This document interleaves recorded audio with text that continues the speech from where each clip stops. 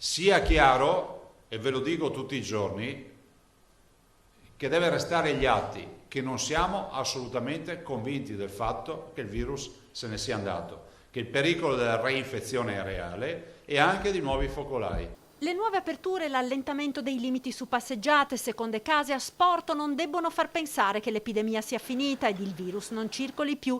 Nel consueto appuntamento quotidiano Luca Zaia è lapidario e fa appello alla responsabilità dei veneti.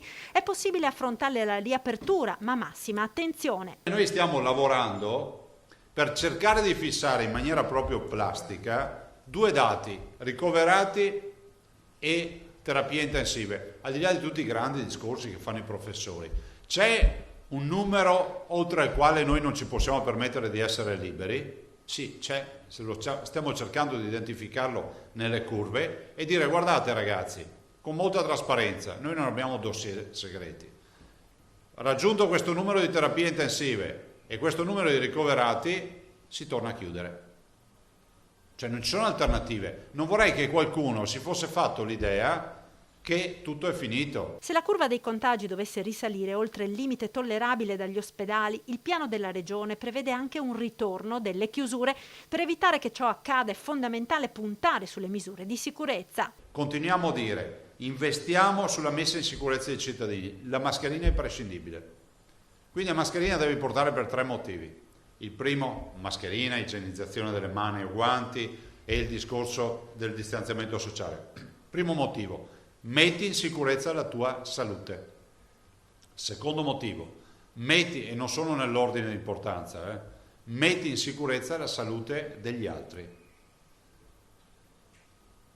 Terzo motivo, se non te la metti avremo ricadute e dovremo riprendere in mano la partita delle restrizioni.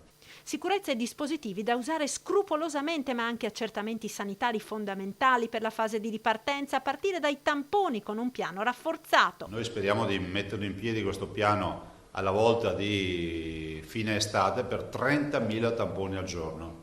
Cioè comincia a diventare veramente, come vi ricordate, ho detto schiereremo l'artiglieria, però posso anche già aggiungere, vi lascio così, stuzzico un po' anche la curiosità, che forse se riusciamo, insomma, andiamo giù di artiglieria pesante oltre i 30.000, per cui abbiamo anche alcune sorprese che stiamo tentando di mettere in piedi, sempre rispetto ai tamponi. Infine la precisazione sui cibi da asporto, da effettuarsi solo attraverso prenotazione, ritirare da soli e da consumare poi a casa. E c'è anche lo spazio per un sorriso alla creatività dei veneti, per reinventarsi il rito dello spritz. C'è qualcuno che è riuscito a fare lo spritz da asporto, non so se avete visto. Sottovuoto ho messo un'oliva con lo stecco, una fetta di limone o di arancia sempre sottovuoto e la piastrina di spritz surgelato, in maniera tale che non si porta a casa la busta e poi solo i veneti possono far così.